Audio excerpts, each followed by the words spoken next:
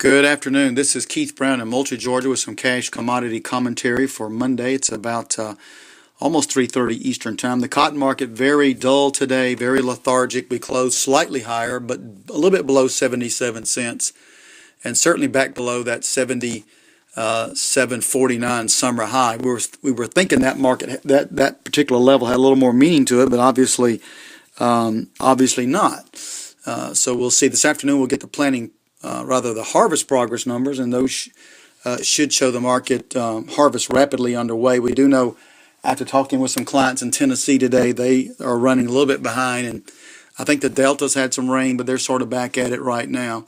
We're coming into the end of the month, something to keep in mind. Plus, option expiration is Friday week, so the market has a way, as you know, of just staying pretty doggy until then. But suffice to say, if we have basis contracts to be elected on this December contract, we'd certainly be picking a place up in here and pricing our cotton. Even if we bought a crazy call with 2 weeks to go, we'd rather do that than to risk the market somewhat collapsing. Over in the grains, something of a same story. Corn sputtered all day, closed slightly lower on the day, although the cash basis is somewhat firming.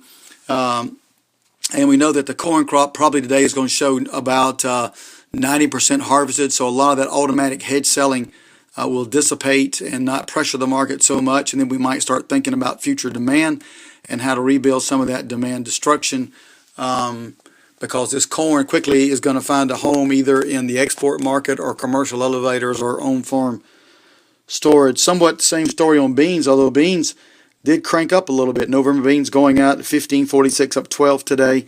Again, the harvest might show 70% gathered, so we're losing a lot of this automatic selling pressure. And of course, the balance sheet on beans, although the crop seems to be coming in larger, the balance sheet certainly shows strong demand for the beans going forward. And pardon me, that certainly should keep this market undergirded. We've been talking about searching for a harvest low, and we maybe already have those posted, and we'll see. Wheat today a little stronger. Of course, the Ukrainians and the Russians say they're about to run out of wheat. Who can believe them? Who can't?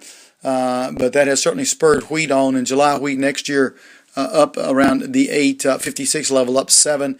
The high there was 8.95.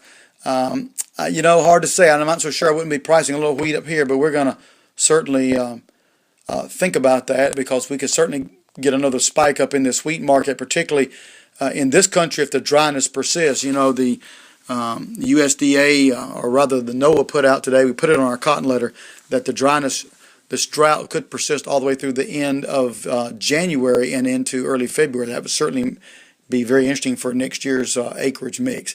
If you have any questions or comments, of course, give us a call, 1-800-910-1910. Thanks for listening.